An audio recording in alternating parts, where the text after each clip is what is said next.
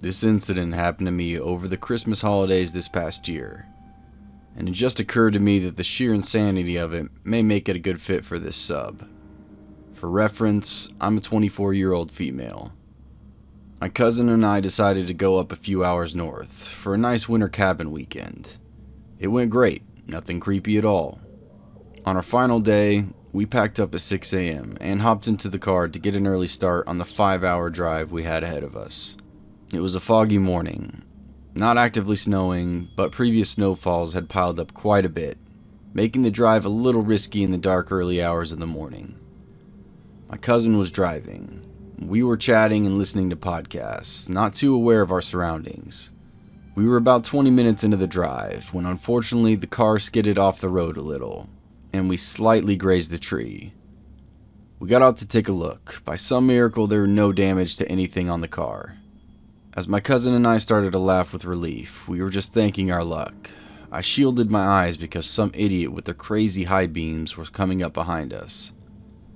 So obnoxious, my cousin laughed, and started to open her door to step back in, when the blinding headlights car honks and continues to keep at it as they approach us. My cousin and I looked at each other, super confused, but quickly hopped back into the car. The car begins to slow down, and we were able to see a man in the driver's seat. And he finally takes his hand off the horn and pulls up right next to my cousin's car. He rolls down his window and motions us for to roll down ours. We figure it's fine, because he's still in his car and we're in ours. "Hey there, ladies. In a rush this morning?" He laughs. Not really. Just trying to get home. Can we help you with something?" My cousin replies. Totally stone cold poker face. "Oh no.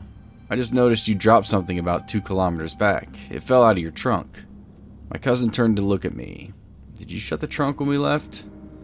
"Yeah, dude, obviously," I replied. And knowing the way the car is shaped, we would have seen and definitely heard an open trunk. "No thanks, sir. I think you might have us mixed up with someone else," my cousin said and immediately rolled up her window. This man just gave off bad vibes. He starts blaring his horn again and motioning for us to roll down the window. My cousin rolls it down again and sees him holding up some women's underwear and smiling. "See? This look familiar?" I can literally remember the exact tone in which he said that. "No thanks, sir. You have a great day now." My cousin quickly rolled up her window again and floored it, quickly hopping back onto the road, and thankfully the man was either taken aback or just gave up. We didn't see him again for the next hour or so. My cousin and I were both a little shaken up, but tried to laugh it off since we were safe and hadn't seen his car follow us or anything. About 2 hours into our trip, we got off an exit to fill up on gas and grab some breakfast at a Starbucks. My cousin and I mobile ordered, and I was quickly running in to grab our food and drinks. It had started snowing again at this point, and while the sun had been up for a little bit, it was still foggy and gloomy, making it hard to see the surroundings. I ran in, and as I reached for our food, someone's arm reached over mine to grab a napkin, and I instantly flinched back. When I looked up, I truly almost shat myself. It was the same fucking man. Despite him never getting out of the car, he did have his lights on, and I was able to get a clear view of his face. It was him, I was sure. "Look at us, just like old friends," he smiled at me. I immediately looked down, grabbed my food, and started walking out of the store. As I left, I heard him talking to the barista saying, "See that beauty queen? That's my beauty queen." What the fuck? I almost had tears in my eyes because I was so terrified. I power walked back to the car, almost tripping outside because I was so scared. And not like a normal person. I hopped in and screamed, "We need to get the fuck back on the road. He's inside the fucking Starbucks." My cousin started laughing, thinking I was pranking her, but quickly realized that that was not the case when the man walked out of the Starbucks a few seconds later, with no drink or food in hand, walking straight towards our car waving at us. My cousin quickly turned the car on, and when the man reached into his pocket, he held out the same underwear from before. Thankfully, my cousin took no time backing out of there and speeding back onto the highway. We were both freaking out at this point, not sure how he ended up at the same stop as us, despite us not seeing him behind us at all. He could have taken some back roads we didn't know about, but it would have taken him a lot longer than us to get there. Unless he was trailing behind, I don't know. We quickly tried to find an alternate route on our maps. Thankfully, there was one that made us go through some local roads, which we hoped might help. Of course, with our luck, as we were going through a smaller town, I felt the car getting gradually lower on my side. We pulled over at a well-lit gas station and realized we were losing air in one of the tires. We were both too scared to get out, but figured if we went out together it might be less scary. So we did. We filled up the tire with some air and it seemed to be okay. We got back into the car and back on our way. Everything seemed to be fine until about 10 minutes later, when the car seemed to appear out of nowhere, directly behind us. My cousin and I looked at each other, having no idea what to do if it were actually the man.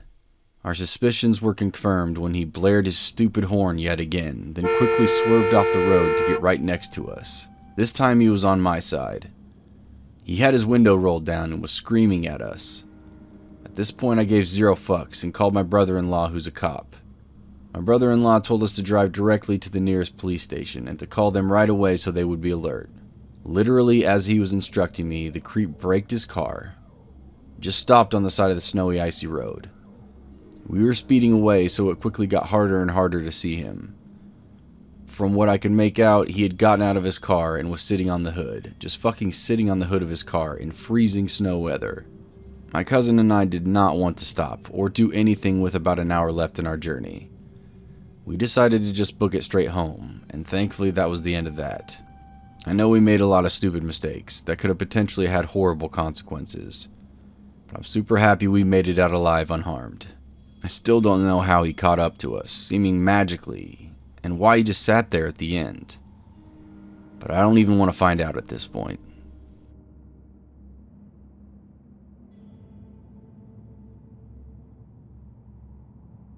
So this occurred many years ago, but it will forever stay with me and change my views on allowing my kids to ever have their own separate phone line.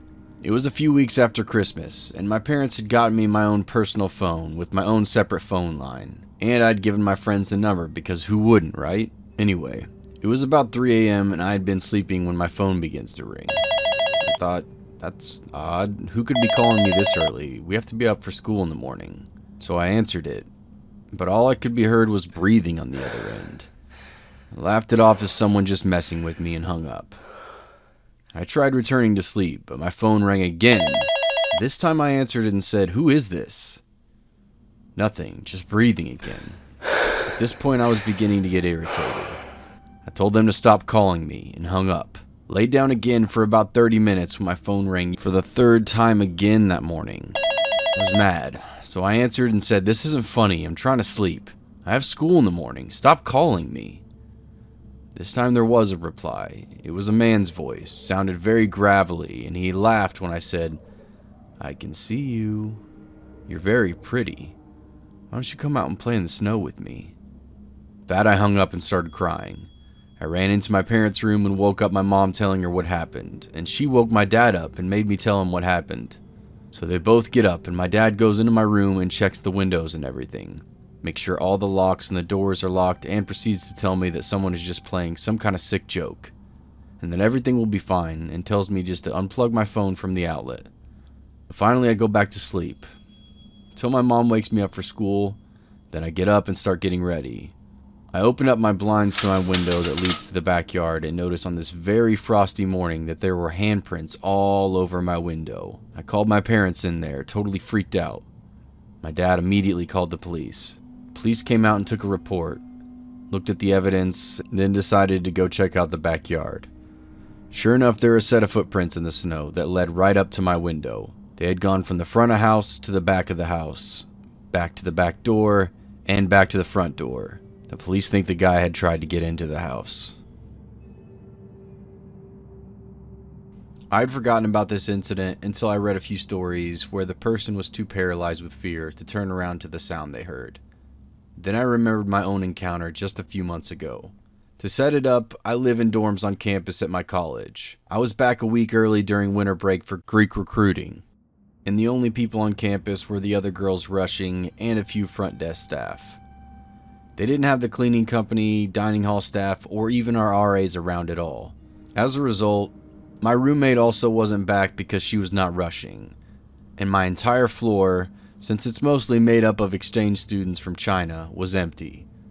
I was the only one on the floor, and one of the few in the entire tower. To get up to this dorm this week, you had to check in with the front desk to get your key reactivated. And every time you wanted to go up, they would swipe to give you permission to go past the front desk. You had to swipe to unlock the doors to the hallway containing the elevators, and again to be able to press a button. And once more to actually get into the dorm itself. If you didn't have a key coded to a specific tower or room, you couldn't get into it. Now I was in my room on the second night of the week, settled back in and sitting on my futon, my back against one of the armrests and facing the door. The rooms were long rectangles with a window at one end and a door at the other. My bed was lofted above me and I had a blanket hanging down from there behind my head, so you essentially couldn't see me from the doorway. I was laying there with my headphones in, jumping through YouTube videos, where I heard the door open. Not only is it a distinct sound of the key card going in and out the door, I still also have Christmas ornaments hanging from the ceiling. I heard the door open and knew it opened all the way because it hit an ornament and fell off its hook. I froze in fear. I knew my roommate wasn't back and neither was my RA. And those were the only two people who would have access to my room. My first thought was that whoever it was would realize their mistake and quickly back out. Kinda like opening an occupied bathroom stall. But I froze, barely breathing. I heard them take 2 steps forward and even bump my suitcase, which was not taking up that much of the doorway. I adjusted slightly, moving to reach my phone, and my futon squeaked loudly.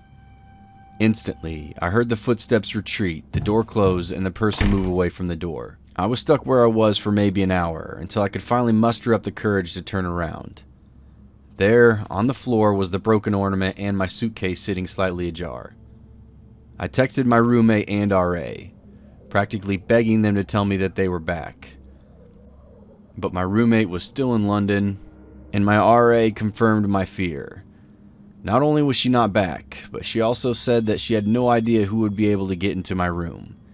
Even if the cleaning people or the maintenance guys were back, they don't have permission to go into the dorms, nor do they have any way to get in. She assured me she would let the front desk know and also suggested it was just a spring admission student who probably coded and got the wrong key.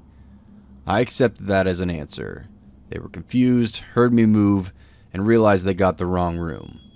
It wouldn't happen again if that was it, but I struggled to sleep that night. I even felt terrified to turn around and look at the door when I woke up the next morning. But then night returned, and I, unable to sleep and very scared, was once again up late browsing Reddit.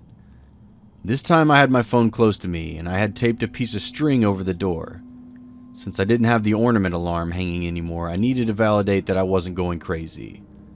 Like clockwork, once again at 3 a.m. I heard heavy footsteps outside my door, the distinct use of the key card, and the door open up.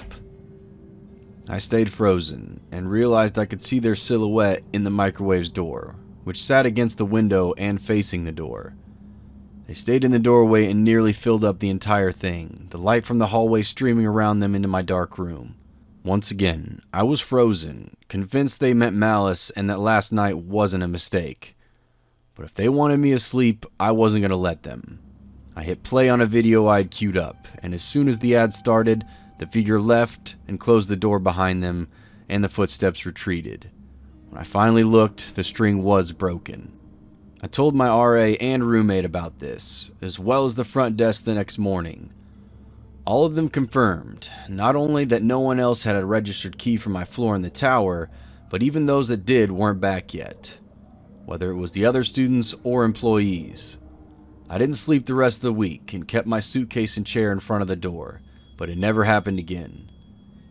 Even now, months later, that little 9x20 room is terrifying when I'm alone at night, since whoever comes through that door is only a few steps away from my bed and blocks the only way out. So dorm room creeper, let's not meet for the third time. In college, my 2 friends and I decided to find a place together off campus, and we found a beautiful 3-bedroom house with surprisingly affordable rent. The basement of the house was listed as a separate apartment, but as it had a separate entrance and the indoor stairwell had been blocked off, we weren't worried, and the thermostat was upstairs. Then the demon neighbor moved in. From upstairs, we could hear everything. This adult woman would call her mother and scream at her to pay for her cell phone bills and give her grocery money. She would scream at whatever guy she was sleeping with to bring her meth, and one day she brought home 3 puppies to scream at too. We were terrified of this woman, and the noise was hell. Also, we'd been idiotic enough to sign a lease stating we were responsible for all the utilities, period. Meaning we were now financing her gas, water, and electric. But with only 2 months left on the lease, we thought we would just ride it out. But then she started smoking, constantly. According to the landlord, she'd quit for good when she'd signed the lease, but for good only lasted 2 days. Since it was winter, the heat was running nearly 24/7, and the smoke was wafting up from the vents. Our apartment and all our belongings began to reek with smoke. We contacted the landlord because we'd signed for a bloody non-smoking apartment. He told us we lived in a state where you could technically call an apartment non-smoking, even if it shared ventilation with a smoking apartment. Fuck you, leasing laws. At this point, my 2 roommates were heading out for a 2-week vacation, leaving me alone in the apartment with a demon smoker in the basement.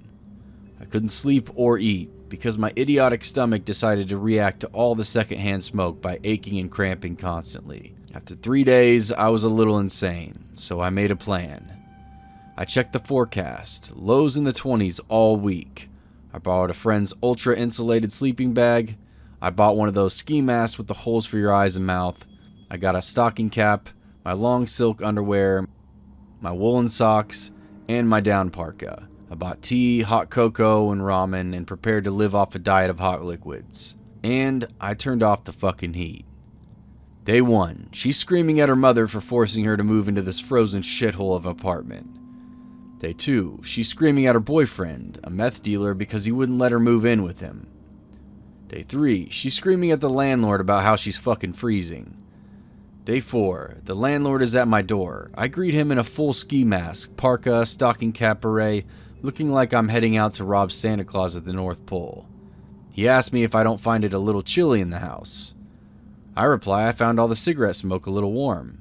Day 5, she's screaming about the bitches upstairs to anyone who will listen, and I'm sitting upstairs clutching my car keys and my pepper spray with 911 typed into my phone. She finally decides she's fucking leaving and moving in with Greg, even though he just got out for stabbing Travis. He lives in that fucking creepy house in the woods with all those asshole biting dogs. Day 6, she's gone. I silently bless Greg. Moral of the story, there's a bloody reason the rent seems too good to be true.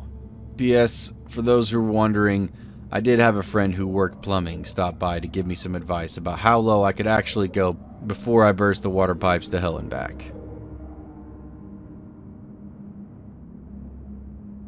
This happened in the UK. We had some really bad snow back in the north. I was off work at the time and realized about 7:30 that I needed to get some cigarettes and other things from the shop. With the bad weather and the fact that I had not used my car all day, my car was covered in ice and snow.